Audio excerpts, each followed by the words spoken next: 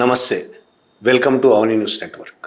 బీహార్లో భరత్ భూషణ్ తివారీ అనే యువకుడి ఎన్కౌంటర్ జరిగింది. అది ఎన్కౌంటర్ అని పోలీసులు ప్రకటించారు. ఎన్కౌంటర్ కాదు, హత్య అని ప్రజలు గొంతెత్తుతున్నారు. భరత్ భూషణ్ తివారీని పట్టుకొని కాల్చి చంపారు పోలీసులు అనేది ప్రజలు. ఆ ఎన్కౌంటర్కు నిరసనగా, ఫేక్ ఎన్కౌంటర్కు నిరసనగా బీహార్లో పెద్ద ఎత్తున ప్రజలు కదులుతున్నారు. ఆ తివారీని చంపిన పోలీసులందరినీ శిక్షించాలని, వాళ్లకు ఆదేశాలు ఇచ్చిన రాజకీయ నాయకులను శిక్షించాలని ప్రజలు డిమాండ్ చేస్తున్నారు. అసలు ఏం జరిగింది? తివారీ అనే అతనికి అంత పేరు ఎలా వచ్చింది? సోషల్ మీడియాలో మీరు చూస్తే బీహార్కు సంబంధించిన వాళ్ళు చాలామంది సోషల్ మీడియాలో భరత్ తివారీని కీర్తిస్తూ, ఆయన భగత్ సింగ్ అంటూ, అతను విప్లవకారుడు అంటూ ప్రచారం చేస్తున్నారు. నిజమేనా? భరత్ భూషణ్ ఒక విప్లవకారుడా? పోలీసులు అన్యాయంగానే అతన్ని చంపేశారా? ఎన్కౌంటర్ కాదా? అది ఈ విషయాలు మనం తెలుసుకోవాల్సిన అవసరం ఉన్నది. భోజ్పూర్ జిల్లాలో ఒక గ్రామం భరత్ భూషణ్. ఆ గ్రామంలో అతను అనేక కార్యక్రమాలు చేశాడు. అతను పేదలకు వచ్చిన సమస్యలన్నింటిలో అతను పాల్గొన్నాడు. భూ ఆక్రమణలు కావచ్చు, రోడ్డు వైడింగ్లో ప్రజల భూములు పోతే కావచ్చు, అటువంటి వాటిలో వాళ్ళకు మద్దతుగా నిలబడి అనేక వీడియోలు చేశాడు. అధికారులను కలిశాడు.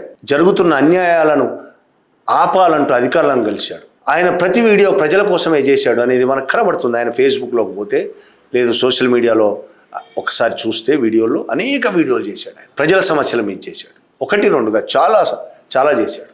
ఆయన ఆశ్చర్యంగా చనిపోయే ముందు దాకా కూడా కావచ్చు, లేదా కొద్ది రోజుల ముందు దాకా కూడా కావచ్చు, ఈ బీజేపీ ఆడుతున్న నాటకాలకు భక్తుడు. హిందూ మతం పేరుతో బీజేపీ చేస్తున్న కార్యక్రమాలన్నిటికీ ఆయన భక్తుడు. యోగి అంటే ఆయనకు చాలా, ఆయన వీడియోలు చూస్తే అర్థమవుతుంది, యోగి అంటే ఆయనకు చాలా ఇష్టం. యోగి మాఫియాను అణిచివేయడాన్ని అతను చాలా సపోర్ట్ చేశాడు. తుపాకీతో అణిచివేయాలని, తుపాకులతో వాళ్ళని చంపాలని, ఎన్కౌంటర్లు కాదు చంపాలని యోగి చాలాసార్లు మాట్లాడాడు మీ బహిరంగ సభల్లో. వాళ్ళు తుపాకులు పట్టుకుంటే మేము తుపాకులతోనే సమాధానం చెప్తాం, మామూలుగా వినకపోతే మేము తుపాకులతోనే సమాధానం చెప్తామని యోగి మాట్లాడుతున్న మాటలకు ఈయన ప్రభావితం అయ్యాడు. అలా పోలీసులు తుపాకులతోనే ఈ సమాజాన్ని న్యాయంగా పరిపాలించేటట్టు చేస్తారని భరత్ భూషణ్ నమ్మాడు.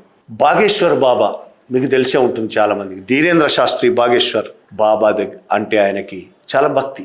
ఆ బాబా దగ్గరికి పాదయాత్ర ద్వారా వెళ్ళాడు ఆయన. ఆ వీడియోలు కూడా ఉన్నాయి ఆయన ఫేస్బుక్లో.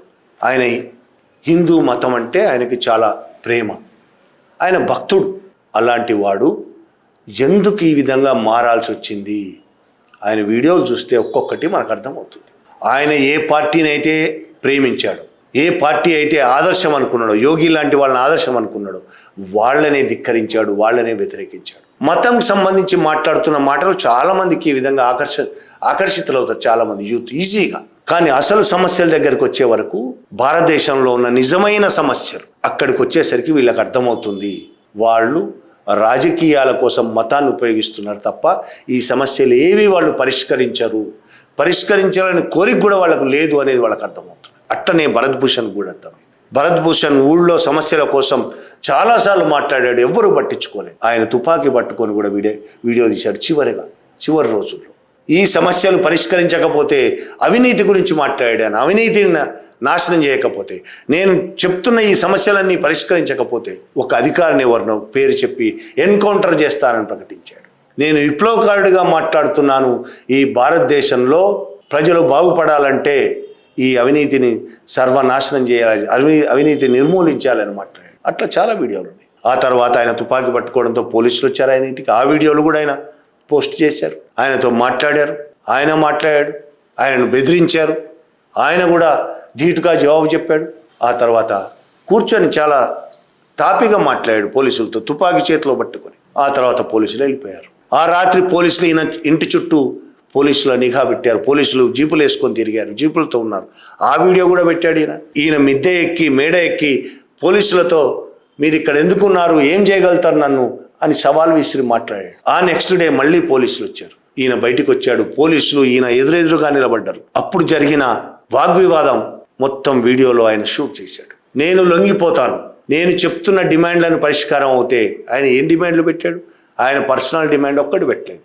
ఈ అవినీతి నిర్మూలిస్తానని చెప్తే ఇంకా అట్లాంటి డిమాండ్లు కొన్ని పెట్టాడు. ఇవన్నీ మీరు పరిష్కరించగలిగితే నేను వెంటనే లొంగిపోతాను అని చెప్పాడు. అక్కడున్న పోలీస్ అధికారి, మీ డిమాండ్లకు మేము ఒప్పుకుంటున్నాం, అన్నింటినీ పరిష్కరిస్తా అని చెప్పాడు. చివరిగా ఆయన పోలీసుల ముందు తన తుపాకీ పిస్టల్ని విసిరేశాడు. मेरे द्वारा भी छल ही सिर्फ किया जाएगा, सामने से युद्ध नहीं होगा, उसके बाद अगर छल करेगा तो छल ही होगा। इसी के साथ मांगे पूरी होने का संभावना अब दिख रहा है और समाज में और देश में बदलाव आने का भी संभावना दिख रहा है यहीं से। तो चलिए हथियार रख दिया जाता है, लीजिए भरोसा कीजिए, फेंक दें, रुकिए लीजिए हथियार इनको दे दिया गया और లొంగిపోతున్నాను నేను అని పోలీసుల ముందుకి చాలా పోలీసులు ఇక్కడ నిలబడ్డారు. చాలా దగ్గరలో పోలీసుల దగ్గరలో ఉంది, ఈయనకు చాలా దూరంలో ఉంది. ఆయన విసిరేసిన తర్వాత పిస్టల్ ఈయనకు చాలా దూరంలో ఉంది, పోలీసులకు దగ్గరగా ఉంది. ఆ వీడియోలో చివరగా ఆ పిస్టల్ని తీసుకోవడానికి వస్తున్న పోలీసు కనిపిస్తాడు మనకు. ఆ తర్వాత విజువల్స్ లేవు. ఏం జరిగిందో ఆ తర్వాతే జరిగింది. పోలీసులు ఏం చెప్తున్నారు, మళ్ళీ ఆ పిస్టల్ తీసుకొని పోలీసుల మీద దాడి చేయడానికి ప్రయత్నించాడు అని మాట్లాడుతున్నారు. నిజానికి ఇతను విసిరేసి పోలీసులకు దగ్గరగా విసిరేశాడు. ఆ పిస్టల్ పోలీసుల దగ్గరనే ఉన్నది, పోలీసుల కాళ్ళకు దగ్గరలో ఉన్నది. ఈయన చాలా దూరంలో ఉన్నాడు. ఈయన మళ్ళీ పిస్టల్ తీసుకునే అవకాశం అక్కడ కనబడడం లేదు ఏమాత్రం. అక్కడ ఉన్న చుట్టూ ఉండి చూస్తున్న ప్రజలు కూడా చెప్పారు అది అబద్ధం, పోలీసులే పిస్టల్ తీసుకున్నారు, ఈయనను పట్టుకున్నారు. పట్టుకొని ఈయన కాళ్ళ మీద కాల్చారు. ఒకటి కాదు, 5 బుల్లెట్లు 5-6 బుల్లెట్లు కాల్చారు ఈయన మీద. కాల్చిన తర్వాత పట్టుకొని నిరాయుధుడైన వ్యక్తి మీద, లొంగిపోయిన వ్యక్తి మీద కాల్చి అప్పుడు హాస్పిటల్ తీసుకెళ్లారు. చచ్చిపోయాడు. అప్పటికే చచ్చిపోయిన తర్వాత ప్రజల్లో చాలా తీవ్ర వ్యతిరేకత వచ్చింది. అతను తివారీ కాబట్టి, బ్రాహ్మణ్ కాబట్టి బ్రాహ్మణ వర్గం చాలా పెద్ద ఎత్తున బయటికి వచ్చింది మాట్లాడడానికి. అయితే బ్రాహ్మణ వర్గం ఒక్కటే కాదు, మిగతా కులాలు అందరూ కూడా తివారీ ఎన్కౌంటర్ను వ్యతిరేకిస్తూ రోడ్డు మీదకి వచ్చారు. కొన్ని వందల మంది, వేల మంది కనిపిస్తారు ఆయన అంత్యక్రియల్లో. ఎందుకంటే ఆయన ప్రజల సమస్యలను పట్టించుకున్నాడు, కులాన్ని వ్యతిరేకించాడు. ఆయన వీడియోలో కనబడుతుంటుంది, కులాన్ని వ్యతిరేకించాడు. నిజంగా ఆయన హిందూ మతాన్ని ప్రేమించిన, మతం ఇతర మతస్థులను ద్వేషించినట్టు ఎక్కడా లేదు. అందరూ ఆయన కోసం వచ్చారు, ఆయన ఎన్కౌంటర్ను వ్యతిరేకిస్తూ వచ్చారు. దేశంలో ఉన్న అవినీతితో విసిగిపోయి, నిరాశతో, నిస్పృహతో తిరగబడ్డ ఒక యువకుడు భరత్ భూషణ్ తివారీ విసిగిపోయాడు. వ్యవస్థతో విసిగిపోయి తన సమస్యల పరిష్కారం కావాలంటే తుపాకీ పడితే అవుతుంది అనుకున్నాడు. అటువంటి వ్యక్తిని అన్యాయంగా చంపేశారు. ఇంకా విచిత్రం ఏంటంటే ఆయన్ని అరెస్టు చేశామని, అతని మానసిక ఆరోగ్య కేంద్రానికి పంపిస్తాం, అతను మానసికంగా సరిగా లేడని డీజీపీ చెప్పాడు. అతను అరెస్ట్ చేశాం, అతను మానసిక కేంద్రానికి పంపిస్తామని ముఖ్యమంత్రి ప్రకటించాడు. సామ్రాట్ చౌదరి ముఖ్యమంత్రి స్వయంగా ప్రకటించాడు. అరెస్ట్ చేస్తే ఎందుకు చంపేసినట్టు? బీహార్ విద్యాశాఖ మంత్రి ఉన్నాడు, మిథిలేష్ తివారీ అనే పేరు. ఆయన మాట్లాడతాడు, భరత్ భూషణ్ తివారీని చంపాల్సి లేకుండే. ఈ పదం బాగానే ఉంది కదా, కానీ ఆయన ఏమంటాడంటే ఆఫ్ ఎన్కౌంటర్ చేయాల్సి ఉండే, ఎన్కౌంటర్ చేయాల్సి లేకుండే, ఆఫ్ ఎన్కౌంటర్ చేయాల్సి ఉండే. ఈ ఆఫ్ ఎన్కౌంటర్ ఏంటి, ఎప్పుడైనా విన్నారా మీరు? ఈ ఆఫ్ ఎన్కౌంటర్ అనేది యూపీలో పుట్టింది, ఉత్తరప్రదేశ్ భాష ఇది. ఉత్తరప్రదేశ్లో యోగి ప్రభుత్వం వచ్చిన తర్వాత స్టార్ట్ అయిన భాష. 2000కు పైగా, 2000 నుంచి 3000 మందికి ఆఫ్ ఎన్కౌంటర్లు జరిగాయి ఉత్తరప్రదేశ్లో. యోగి కాలంలో దాదాపు 2000 నుంచి 3000 మంది దాకా. పోలీస్ రికార్డులు, మీడియా చెప్తున్న లెక్కల ప్రకారమే 2 నుంచి 3000 మంది దాకా ఆఫ్ ఎన్కౌంటర్లు జరిగాయి. ఆఫ్ ఎన్కౌంటర్లు అంటే కాళ్ల మీద కాల్చారు. పట్టుకెళ్ళి వాళ్ళు పారిపోతుంటే కాదు, వాళ్ళ చేతిలో తుపాకులు ఉన్నప్పుడు కాదు, వాళ్ళ చేతిలో కత్తులుంటే కాదు, వాళ్ళను పట్టుకెళ్ళి ఒక దగ్గర నిలబెట్టి కాళ్ల మీద కాల్చడం. దేనికోసం చేశారు? ఇంతకుముందు కూడా దీని మీద ఒక వీడియో చేశారు. దేనికోసం చేశారు? యూపీలో పోలీసులు ప్రమోషన్ల కోసం, రివార్డుల కోసం, యోగి దగ్గర మంచి పేరు సంపాదించుకోవడం కోసం. ఒక జడ్జి ఈ విషయాలన్నీ బయటపెట్టాడు. జడ్జి జైలుకి వెళ్ళి ఆఫ్ ఎన్కౌంటర్లకు గురైన వాళ్ళందరినీ వరుసగా నిలబెట్టి మాట్లాడితే జరిగింది మొత్తం వివరాలు తెలిసాయి. ఇంట్లో నుంచి పట్టుకొచ్చి ఆఫ్ ఎన్కౌంటర్లు చేశారు.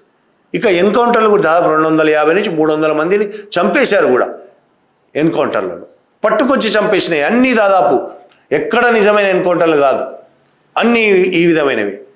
దాంతో ఇన్స్పైర్ అయిన వాళ్ళు. కొత్తగా బీజేపీ ప్రభుత్వం వచ్చింది బీహార్లో. బీజేపీ ప్రభుత్వం అంటే ఎప్పటి నుంచో ఉంది, బీజేపీ ఎన్డీఏ ప్రభుత్వం. ముఖ్యమంత్రి మారి బీజేపీ ముఖ్యమంత్రి అయ్యాడు సామ్రాట్ చౌదరి. ఆ సామ్రాట్ చౌదరి మీద కూడా హత్య కేసులు ఉన్నాయి, ఆయన క్రిమినల్ కేసులు ఉన్నాయి ఆయన మీద కూడా. ఆయనకి ఇప్పుడు యోగి ఆదర్శం. ఆఫ్ ఎన్కౌంటర్లు, ఇదే పని. బుల్డోజర్లు, ఆఫ్ ఎన్కౌంటర్లు, హింస తప్ప, ద్వేషం తప్ప వీళ్ళు ఇంకొక ప్రేమ, శాంతి అనే మాట వీళ్ళ నోట్లోంచి రాదు. యోగి నోట్లోంచి రాదు, అమిత్ షా నోట్లోంచి రాదు, మోడీ నోట్లోంచి రాదు.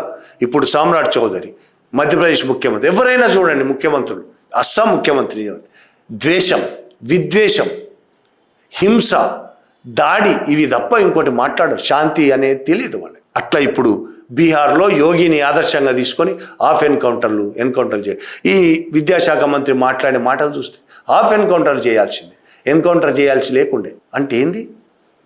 ఎన్కౌంటర్ చేయాల్సి లేకుండే అంటే మంచి మాట మాట్లాడతాడు అనుకుంటారు ఎవరైనా. కాదట, హాఫ్ ఎన్కౌంటర్ అంటే ఏంది? పట్టుకొని కాళ్ళ మీద ఎందుకు కాల్చాలి? పట్టుకున్న వాడిని కాళ్ళ మీద. పోలీసులు రాజ్యాంగం ప్రకారం పనిచేయాలన్నా, చట్ట ప్రకారం పనిచేయాలన్నా, మీరు చెప్తున్న మనువాద రాజ్యాంగం ప్రకారం పనిచేయాలన్నా? ఇప్పుడు చేస్తుంది అదే.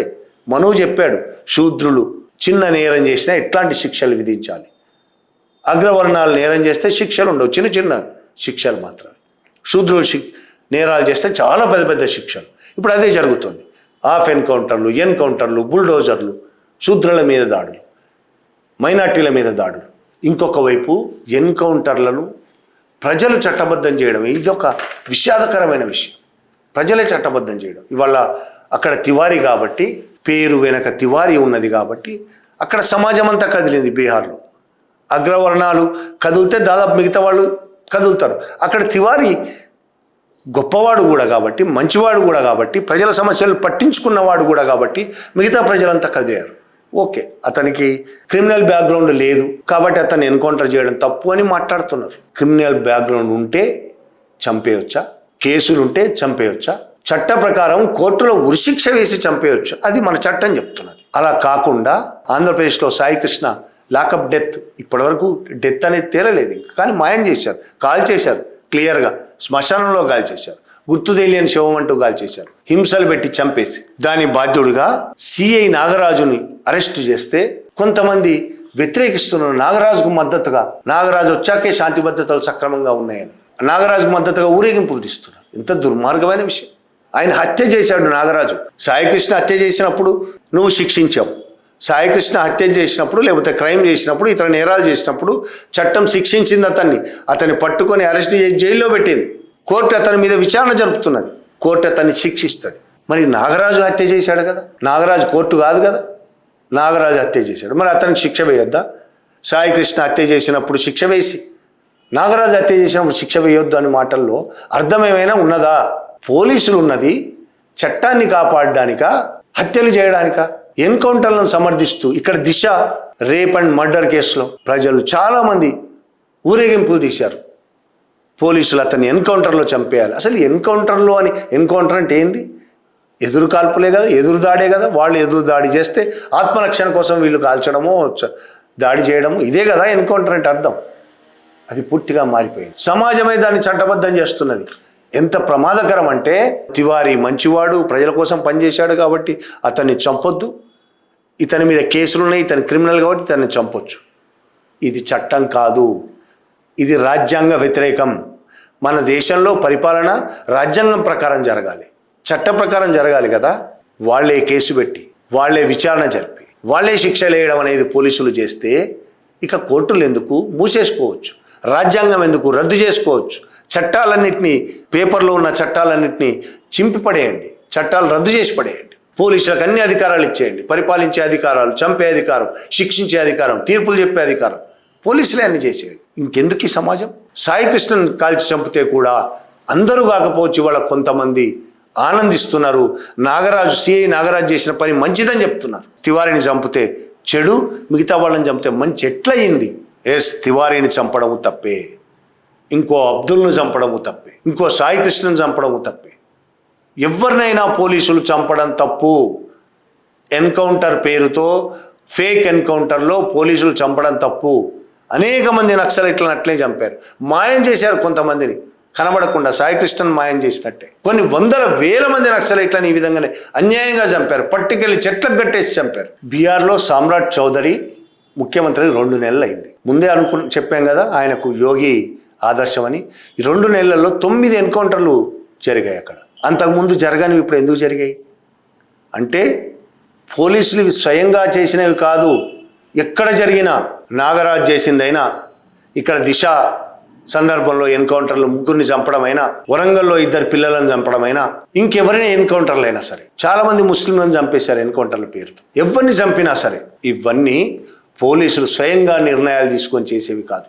పోలీసులకు అంత ధైర్యం ఉండదు. భరత్ తివారీని కూడా అలాగా చంపింది కాదు, పోలీసులే నిర్ణయం తీసుకొని చంపారంటే ఎవ్వరు నమ్మడం లేదు. పైనుంచి వచ్చిన ఆర్డర్ల మేరకే ఆ విధంగా జరిగింది. ఆ ఆదేశాలు ఎవరిచ్చారో అది కూడా తేలాలి. ఇప్పుడు విచారణ జడ్జిని, సిట్టింగ్ జడ్జిని పెట్టారు, విచారణ జరిపిస్తున్నారు. కొంతమంది పోలీసుల మీద కేసు పెట్టారు, అంతే దులుపుకుంటారు చేతులు. ఒక 3 పోలీసులను అరెస్ట్ చేస్తారు, జైల్లో పెట్టేస్తారు. ఇప్పుడు అక్కడ నాగరాజును అరెస్ట్ చేశారు, జైల్లో పెడతారు, కేసు పెడతారు. కథం కొద్ది రోజులు నడుస్తుంది, విడుదలవుతారు వాళ్ళు. ఆ కేసు ఏమి ఉండదు. ఆ విషయం నాగరాజుకు తెలుసు, ప్రభుత్వానికి తెలుసు, ప్రజలకు కూడా అర్థమైపోయింది. చాలా సంఘటనలను చూసి ప్రజలకు కూడా అర్థమైపోయింది. సిట్టింగ్ జడ్జితో విచారణ జరిగితే ఏం జరుగుతుంది? కొంతమంది పోలీసుల మీద ముందే కేసు పెట్టారు కాబట్టి మళ్ళీ అదే జరుగుతుంది. సిట్టింగ్ జడ్జి అదే తెలుస్తాడు, పోలీసులు చేసింది తప్పు కాబట్టి పోలీసుల మీద కేసు పెడతారు. ఆ కేసు చాలా ఏళ్ళు నడుస్తుంది. ఒక కోర్టు నుంచి ఇంకో కోర్టు, కోర్టు నుంచి ఇంకో కోర్టు, సుప్రీంకోర్టు దాకా పోతుంది. చివరికి అది ఏమీ లేదని తేలుతుంది. ఇది ఈ దేశ పరిస్థితి. మనం నిజంగా ఈ దేశంలో మంచిగా బతకాలంటే, మనిషిగా బతకాలంటే రాజ్యాంగం ఖచ్చితంగా అమలు కావాలి. మనకున్న హక్కులు బాధ్యతలు ఖచ్చితంగా అమలు కావాలంటే రాజ్యాంగం ఖచ్చితంగా అమలు కావాలి. ఆ రాజ్యాంగం ప్రకారమే వ్యవస్థలన్నీ పనిచేయాలి. ఇప్పుడు ఆ పరిస్థితి లేకుండా పోతున్నది. వ్యవస్థలన్నీ రాజ్యాంగం ప్రకారం నడవటం లేదు.